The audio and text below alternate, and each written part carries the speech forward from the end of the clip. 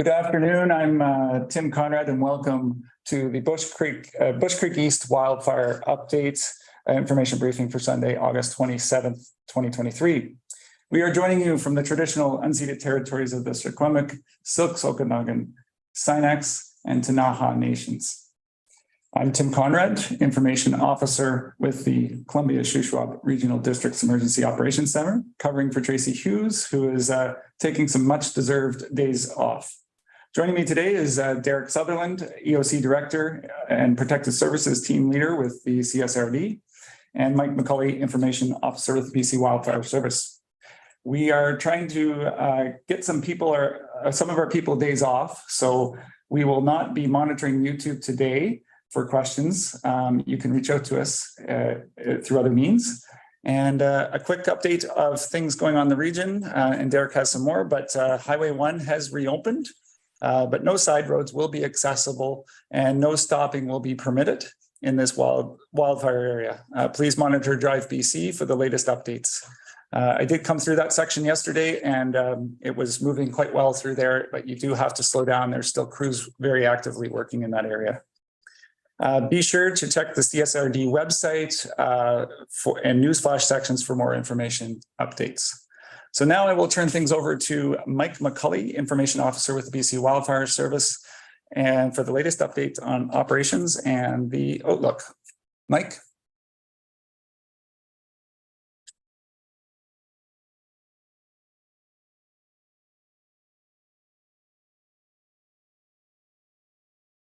All right, it appears as though we don't have Mike in here right now, so I'm just going to hand it over to Derek and we'll just check in to see where Mike is and his status. For the latest CSRD updates, we'll go with Derek Sutherland with the Emergency Operations Center. So go ahead, Derek. Sure, thanks, Tim.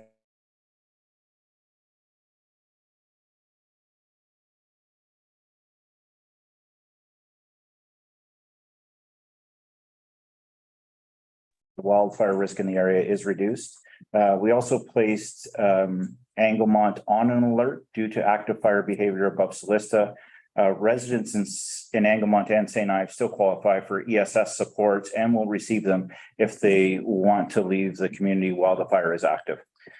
The wildfire issues wildlife issues and public health concerns are requiring us to manage the debris removal in the North Shuswap. The power's been off for some time. The food in fridges is starting to rot and it's attracting wildlife into the area. We've placed garbage bins at Scotch Creek Market, Celista Fire Hall, and the Ross Creek store to facilitate the removal of that. We also have a larger plan going into next week to help the residents get that rotting food out of there.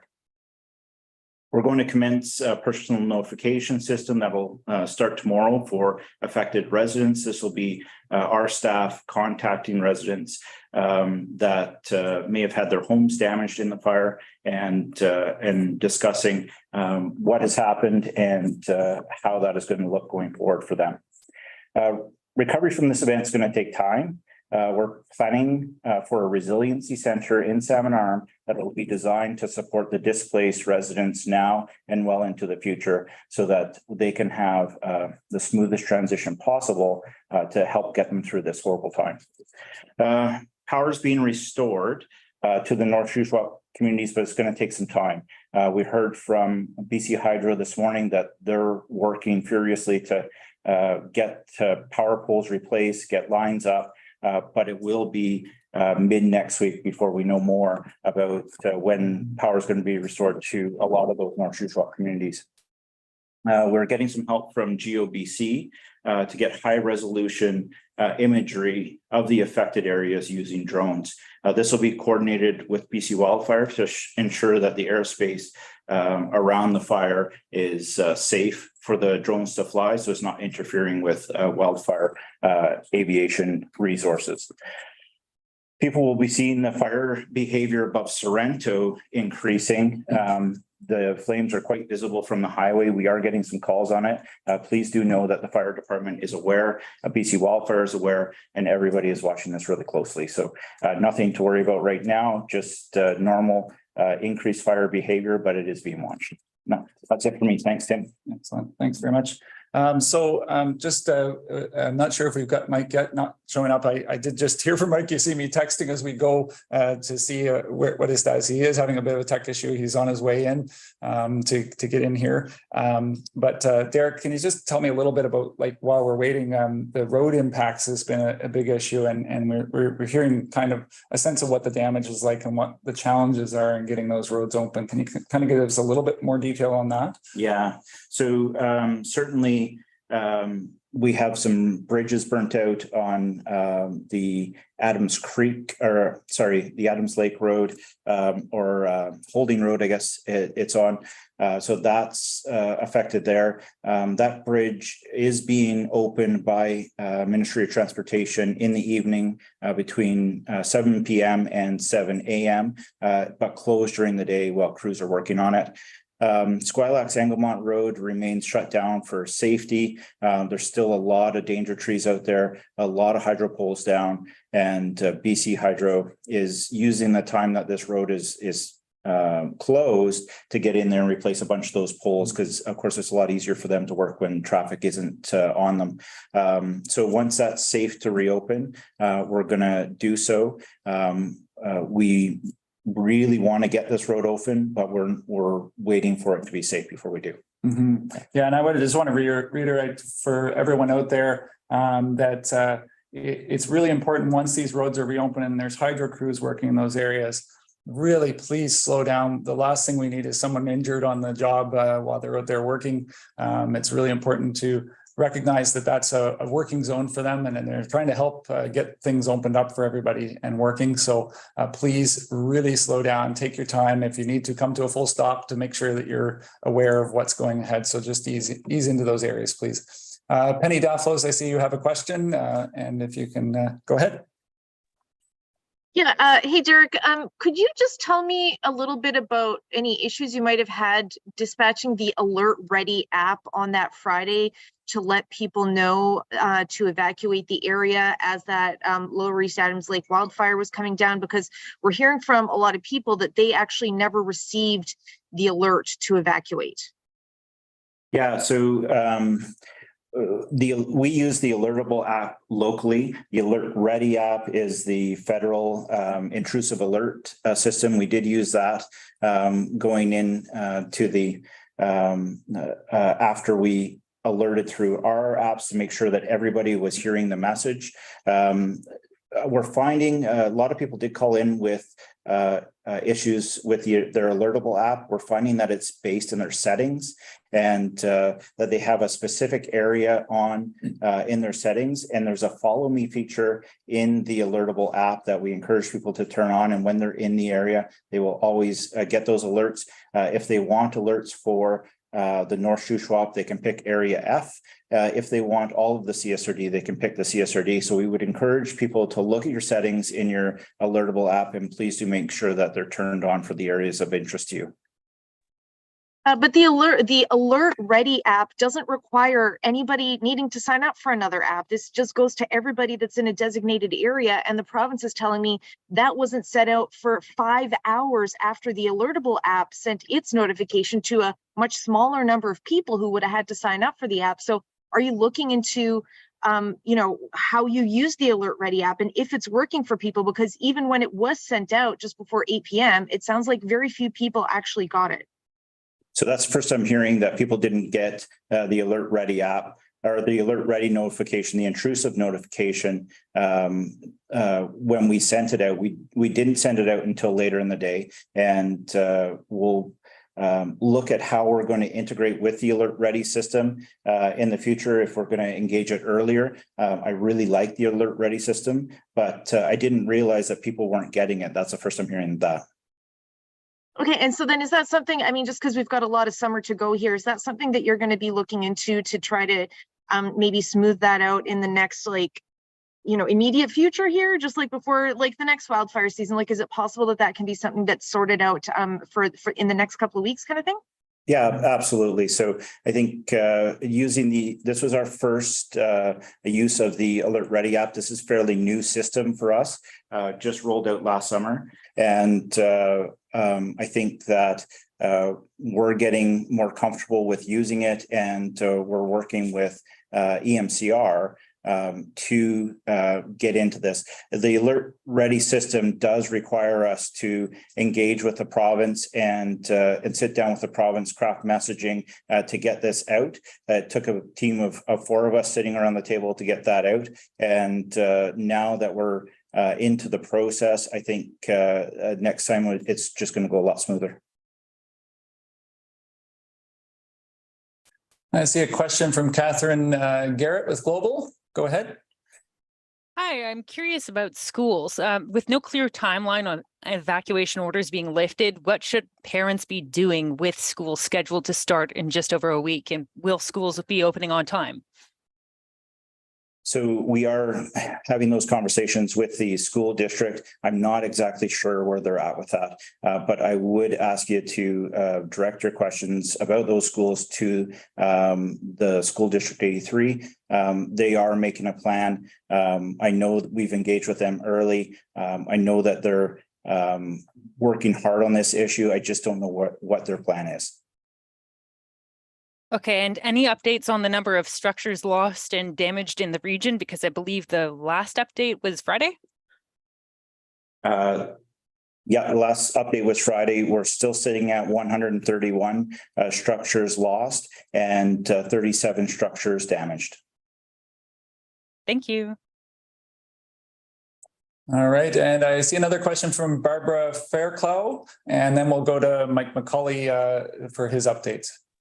Thanks very much. It's Barbara Fairclough from the South Shuswap Scoop.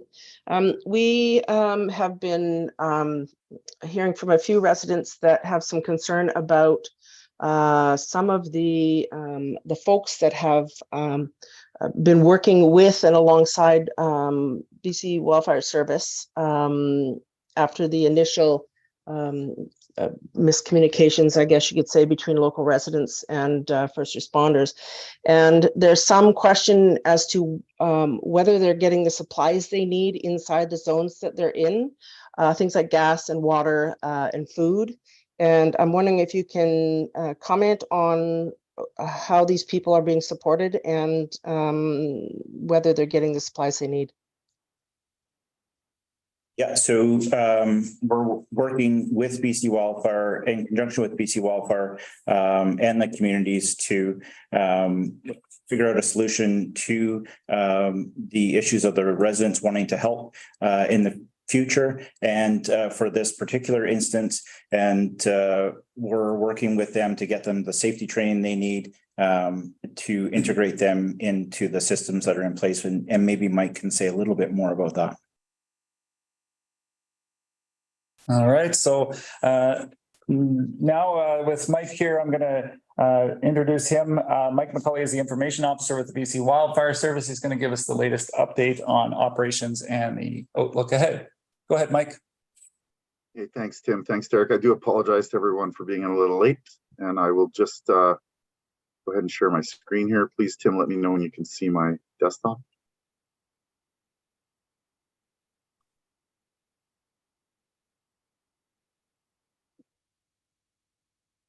You're up, Mike. There you go.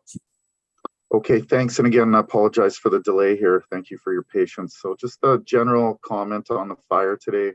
The Bush Creek East Wildfire K21633 is running about 43,000 hectares in size. That's slightly up from the last few days, but it's simply due to some different mapping. You know, each time we have to map a perimeter like this, there can be some small adjustment and changes that are made. But really no big significant growth on this fire in the last, 3 to 4 days, even beyond. We've seen fairly stable conditions in terms of the weather. We haven't seen it much for wind so far. So that's good news for us. And in general, it allows us to get in and do a little bit tighter work closer to the head of the fire because it's, slightly safer for us. So just a few general comments on the overview of the fire. And I'll speak to the weather, at the back end of my briefing here. I'll key in on a couple specific areas of importance to us. And obviously with a fire this big, as I've been talking about for a few days now, we've got a really large spread out multi-fingered flank. I know I've talked about it before, but I can't stress how important and challenging that can be for us. Any of these little bays in here become really difficult to work. So like any fire, we're focusing our efforts on the priority areas, priorities based on life, property, and protection of values of British Columbians. So where we are working again, I'll do a bit of an update on the Sorrento area. As I've been talking about, we have been working guard up this very steep slope here, up into an old burnt area. And that is now as complete, it's complete as far as we can go. There comes a point where we can't move much further due to steep terrain. So that's now done. And our crews are now working to extend a line that runs above the train track here and sort of pushing this as far as we can go, just to sort of firm things up on this flank of the fire. I guess the other thing that you will see here, and I'll show you a photo of it later, is just some helicopter bucketing that will continue. We have been able to fly for the last 2 days. The smoke has been clearing enough for us to move our aviation assets in and start working these fires. It's not great, but it's enough visibility that we can safely move around. So there has been bucketing, and people will see this, from the lake here up into this very steep flank, and that seems to be holding this fire quite nicely for now. I'll move over to the area up above Magna Bay. So same kind of story, not a lot of growth, but certainly we have active wildfire here, up above all of these communities in this agricultural land.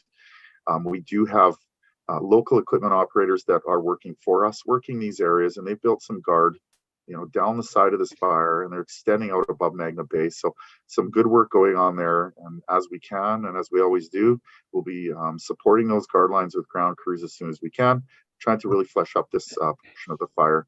I know that we were asked about, the local government's added addition of an alert into this area over the last few days, and it was simply a very precautionary recommendation that we made to them. Anytime you're close to a fire like this, they should be under alert, ready to go at a moment's notice in case fire decides to take a run. So not due to any big change in fire activity, it was simply due to just making sure that we're being safe and firming up these areas and making sure people understand the risk adjacent to them. I also wanted to talk a little bit about the area around Adams Lake. I know that we do have crews on the ground in here working on some hot spotting, and what they're doing there is we have had a infrared drone scan done last evening and the evening before, and with that drone scan, we go in there at night when the ground is a little bit cooler and the hot spots will pop and stand out a bit from the surrounding heat and terrain. They map them, and then they provide us with those coordinates in the morning, and it allows us, our crews, to more easily find them and be extremely efficient. So we have been scanning through this area, and we have been having crews go in and do hotspot suppression on those flanks. I think for now, I will say that I'll maybe move to the weather and just sort of a bit of a wrap up. Those are kind of the main portions. Oh, sorry. I'll talk about one more flank since we've been talking about this one a little bit too. Up above Lee Creek, you can see this line here, and down below it, this shadow of fuel and structures that were still in place after the large winds came about a week or so ago. So it's really important for us to maintain this area here, of course, and our crews have been continuing to work these shoulders today, yesterday, the day before, taking their line in as tight to the fire as they can get, and using small scale ignitions to strip torch work that they do, basic firefighting every day to remove that fuel and clean that up. That work continues. Our BC Wildfire Service unit crews are in that area, and they'll keep working in there to really make sure this area is secure coming into the future. So before I turn it over to questions, maybe I'll just say that finally, the thing that is most important to us in wildfire right now is the weather. So we know that we went through a cooling trend, and over the last 3 or 4 days, we've seen a warming and drying trend. That will continue through tomorrow. In fact, tomorrow will likely be the warmest day. Temperatures probably approaching 30 degrees and humidity's dropping. And so what that means is you will see, and I'll show you a little picture of this if I can get them up. You'll see some smoke and heat. I don't know if you can see that, Tim. Can you just confirm? It's not the best image, but can you confirm that's up? We can see that, yeah. Yeah. So this was taken this morning, and it shows kind of the fire activity that we're seeing. We're still seeing our columns generally moving up in the sky, but as each day warms and dries and the indices climb and the fuels become more receptive to fire, you will see more smoke and heat out there. And it also allows us to do more effective ignition operations. If the fuel is receptive to fire, we can clean it up a little better along our guard lines. So I just wanted to show that this picture was taken sometime this morning. And I will show you one more photo. This is just, sorry, maybe I won't had another photo. I just wanted to show some of the bucketing operations that are going on above Sorrento, but there are large helicopters. They're bucketing out of the lake and tipping across onto the steep ground above. So having said that, I will stop sharing momentarily and just finish up with my weather discussion. So clearly we know that we have a change coming. We know that change is going to come sometime Tuesday. It's likely going to come with some increase in winds from the west, and we're hoping some amount of precipitation a little later on Tuesday through the evening. So for us, one more day of really warm conditions. Tuesday will be a change that will include some chance of wind. Wednesday and beyond should be cooler and a little more seasonal, and we're feeling a little more certain that we will get some precipitation on this fire Tuesday, which would be great news. It helps us to continue to reevaluate those evacuation order and alerts areas, make the recommendations around fire safety to the regional district, and work as hard as we can to try to get people back into their homes. And I will probably leave it there and open it up for questions. Throw it back to you, Tim. Okay, thanks a lot, Mike. Yeah, the fingers on this fire are quite unique for anybody that's been around the wildfire work for a while, and what they're into right now is some very dirty and hard work out there, and so I commend the crews for the work that they're doing. See someone from the Kicker with a question. Go ahead. Hi, my name is Tracy Wojciechowski with the North Shuswap Kicker. Can you hear me okay? Yeah, we got you. Okay, I do have two questions. These questions were posed to me by more than a few individuals in the North Shuswap as well as the South Shuswap, people who are concerned. And the question that they would like answered is, who gave the order to stop supplies from coming into the evacuation order areas? Was it a specific person or a body, governing body? Yeah, so I'll go and then maybe Mike can weigh in here. So the supplies going into there was never any supplies going into the order area to support civilian efforts. We needed BC Wildfire to have their systems in place, the fire departments to have their systems in place. There is some work ongoing behind the scenes with those local people that want to help to get them integrated into the command structure and into the safety systems that are in place. So Mike, do you want to elaborate on that? Yeah, certainly any, sort of supply chain issues or we're dealing with wildfire here. We're talking about the risk. It's not ours to manage. But for us, we have been, really excited, as we always are, to work with any local communities and try to engage them as best we can on these fires. This particular case, the community has worked hard to get themselves some training. They coordinated the effort on their own. We certainly have been working hard to sign up those that are interested in coming to work for us. And part of the reason for that is because we need to understand where they are, and we need to have some sort of sense that when we are out working on a fire, we know where people are, and also we need their help. They're locals with great expertise. And so that's sort of been the focus that we've been working on.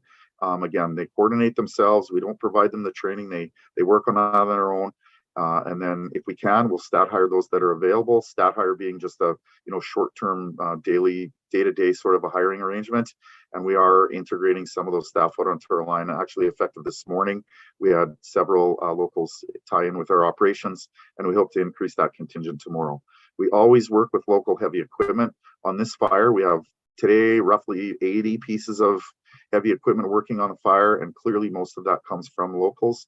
I know I talked about some guard line on the north east flank of the fire, and that's been really well coordinated and built by locals that are working for us. So we continue to, need the help of locals. We're working hard to make that happen, as we always do. So if I could just continue, we're grateful to hear you say this, Mike, and with you suggesting that you're grateful for the locals helping. I have also personally spoken to some other BC wildfire people and people on the ground that are grateful for what the locals are doing with their equipment. I know personally people who have taken the S100 course.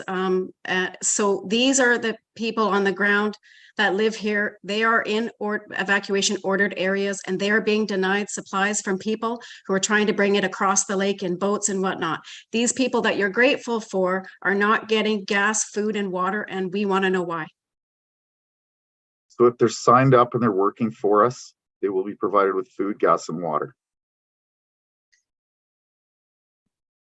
Okay, I guess you've answered my question. Thank you. Thank you.